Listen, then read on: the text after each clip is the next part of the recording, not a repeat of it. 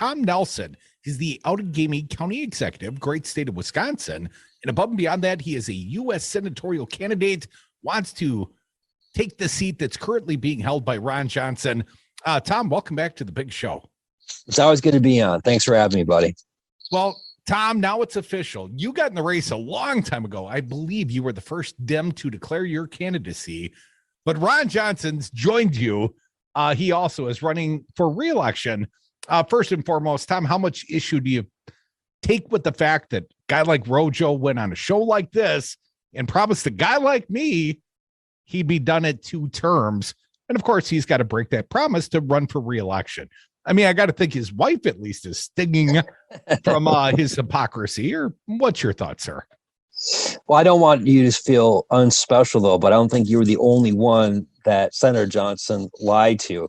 And not just once, not just twice, but over and over and over again. You mentioned how we were.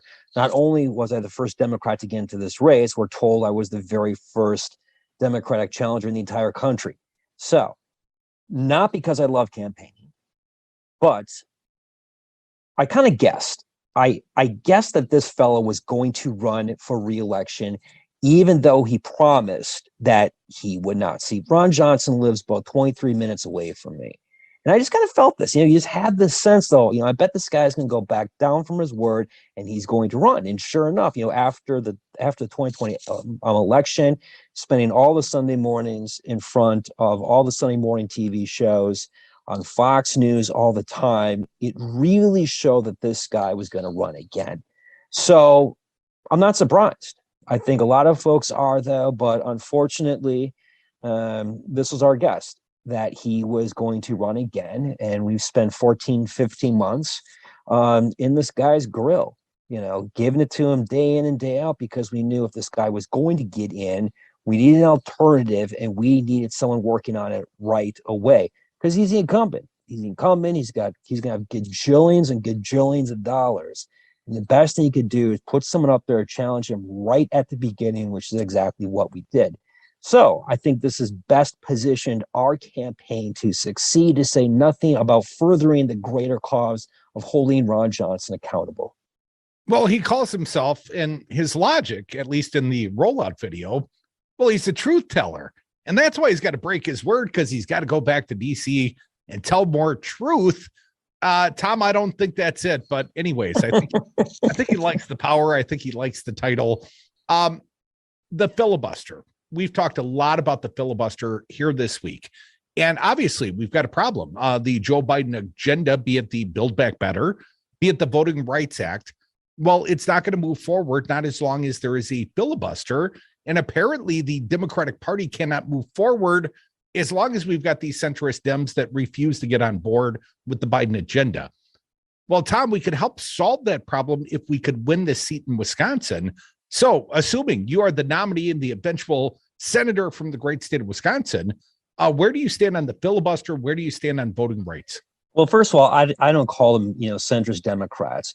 I call them reactionary Democrats, because they want to go back to the good old days, and it simply was not. We have to get rid of the filibuster. The filibuster is not part of the Constitution. Because of the filibuster, we didn't have civil rights legislation until the 1960s. Because of the filibuster, it is incredibly difficult for us to get important pieces of legislation through. The question now is not whether or not we're going to get rid of the filibuster. The question now is, when will we get rid of it? You cannot tell me, after an entire year of this debate, trying to get rid of the filibuster, you cannot tell me that if the Republicans, God forbid, take over the U.S. Senate, that Mitch McConnell is going to say, well, the Democrats didn't do it to us, so we're not going to do it to them. Wrong. As soon as they get power back, they're going to get rid of the filibuster, and they're going to get rid of any type of rule that is going to hold them back and hold back their agenda. So the whole debate about how, this is a tradition of the U.S. Senate that we have to honor, that's not an issue right there. That ship has long since sailed. 2 options. 1, the Democrats get rid of the filibuster and we do good things. Or we wait and we allow the Republicans to get rid of the filibuster and they do a lot of bad things. That is what we're dealing with right now. Kirsten Sinema, senator from Arizona, and I think she misconstrued a lot of things about the filibuster, but effectively her argument, as I understood it, is she's trying to preserve the tool of the minority because the Dems will be in the minority again someday. But Thom, I think you've already made the case again. Yeah.